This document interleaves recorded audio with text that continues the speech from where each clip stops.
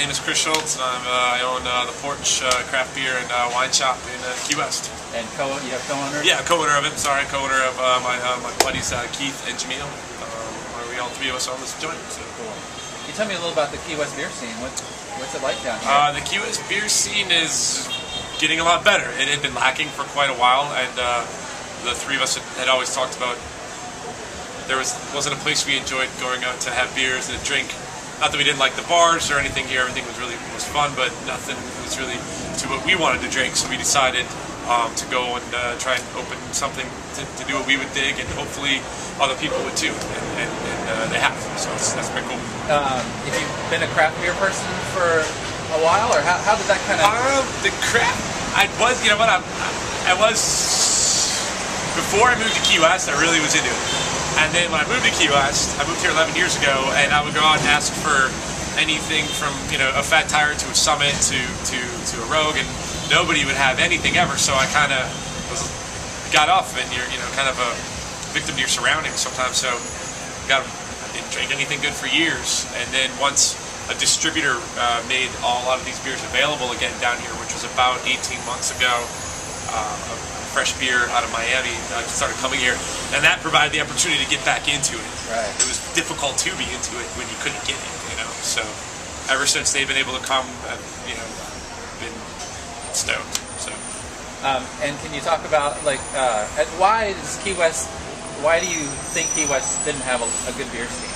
I don't think anybody had any belief that anybody wanted to drink anything good. Everybody was so into drinking Bud Light and which is awesome when it's hot out and you're on the boat, and that's just, nobody had thought that big IPAs would do good, or, Is Key West like a cocktail? Would you say it's a cocktail? It's a cocktail and craft light beers, okay.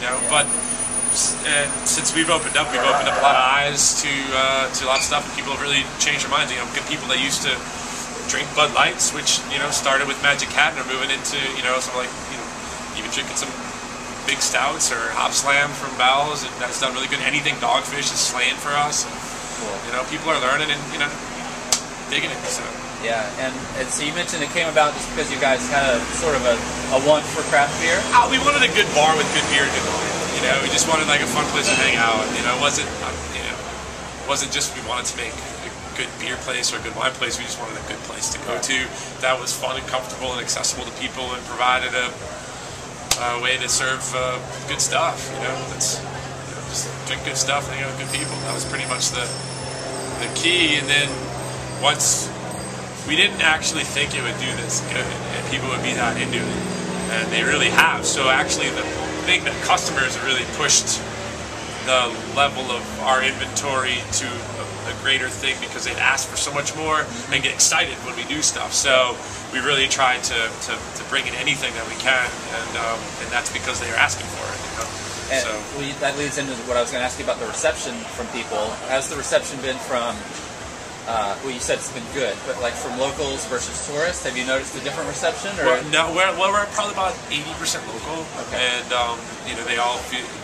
It's like everybody's clubhouse and living room, which is really what makes the bar cool. It's you can build anything, and it's only as good as the people that go there. Right. So we've been really blessed by the community of people that have come here and made it awesome.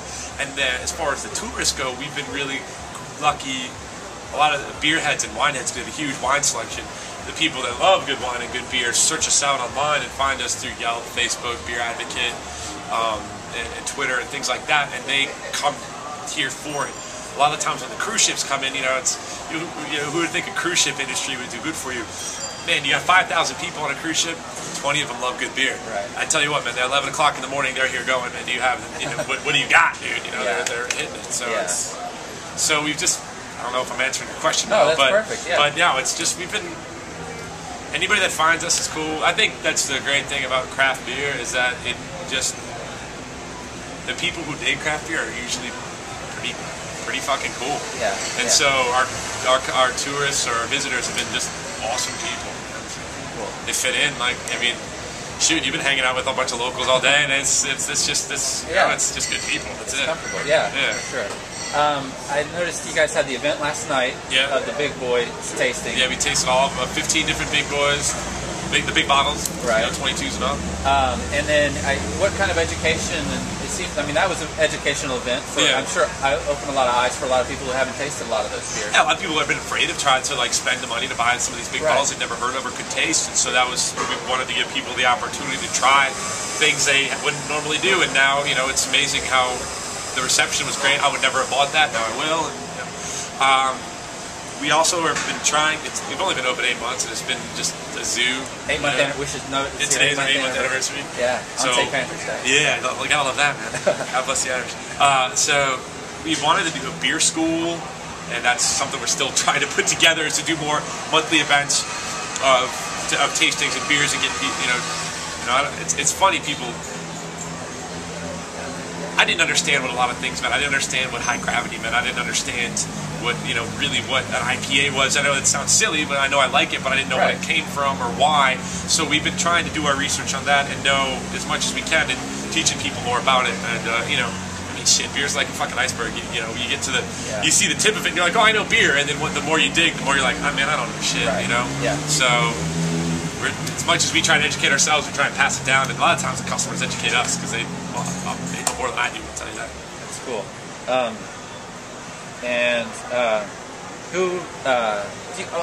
I also read something. Is the beer school? Is that what I read something somewhere about Cicerone certified servers, and you guys doing something with? We have a couple. There's actually 2 people that have been Cicero certified down here, and they're starting to. We're working with them at the moment to start setting it up because it's kind of one of those things where I'm embarrassed to come and talk about beer because I didn't know enough about it. I'm like, fuck, man, I own a craft beer place, but these guys know 10 times, 100 times more than I do.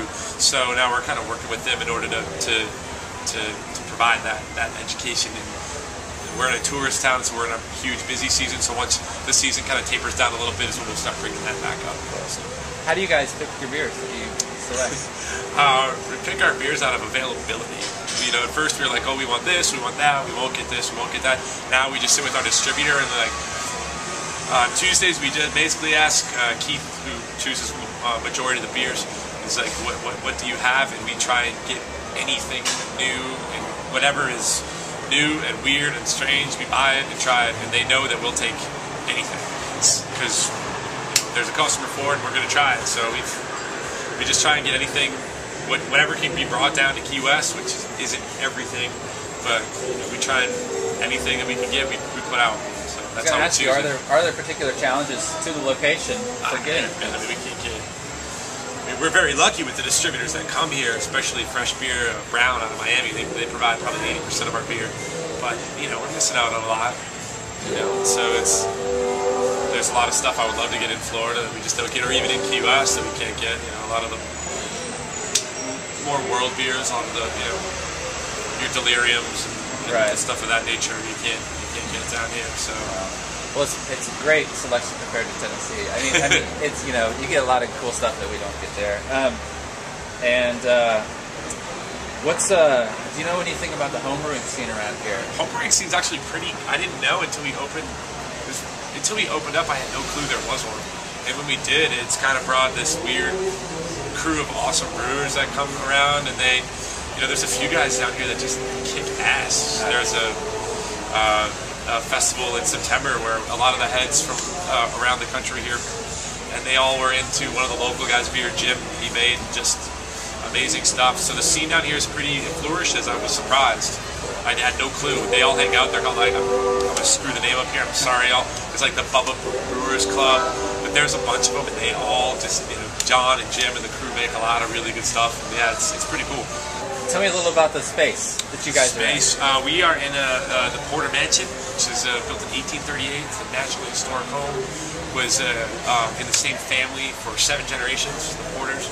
The most famous person that lived here was Dr. Porter. He had his doctor's office here for a long time, and he was born on the 2nd floor, in the room on the 2nd floor, and he died in the room there as well. So he haunts the place. Okay. And he's pretty cool. Yeah. At first I was a little wigged out by it, but he's a pretty neat dude. We give him a lot of respect. And he leaves us. Had a chair in there. Yeah, we named a chair after it for him. When we opened, we had a lot of glasses flying around. Wow. And, a lot of weird stuff. Encounters. Yeah, I never had nothing. Never seen anything like that before until we opened here. But then, you know, kind of like, dude, we're having a good time, we're serving drinks and having fun, and he's been pretty cool. What's the weirdest thing that's happened? The most common thing that's happened to a lot of people, at first we opened, a lot of the champagne glasses were coming off, and then I kept finding, I don't deal with dimes or pennies, we only deal with quarters, and I would come in and clean after, when we opened, we closed it and opened it because we didn't have any employees really, so, a couple of it, and I'd find like dimes and pennies on the table in the bar. What the fuck is this? So I was talking to, there's a couple weird things that happened. I talked to the caretaker, and he said, I'm not going to tell you what happens to everybody else. And I'm like, you do with dimes and pennies? I find them everywhere. He's like, yeah. The doctor only took, Dr. Porter took dimes and pennies as payment. It's 10 cents to see him. And throughout the house, and every person who's ever lived here finds them everywhere. Wow. So we have a glass full of them. And so much so that one of our customers, Dan Schwab, he drew if you look at a painting in the back of the Ghostbusters sitting at the bar with the glasses flying and the dimes on the bar. It's called Waiting for Dr. Porter. Nice. So, cool. yeah, I never believed any of that crap until here. Wow. Anyway, evidently he likes beer. He leaves us alone. So yeah. that's cool.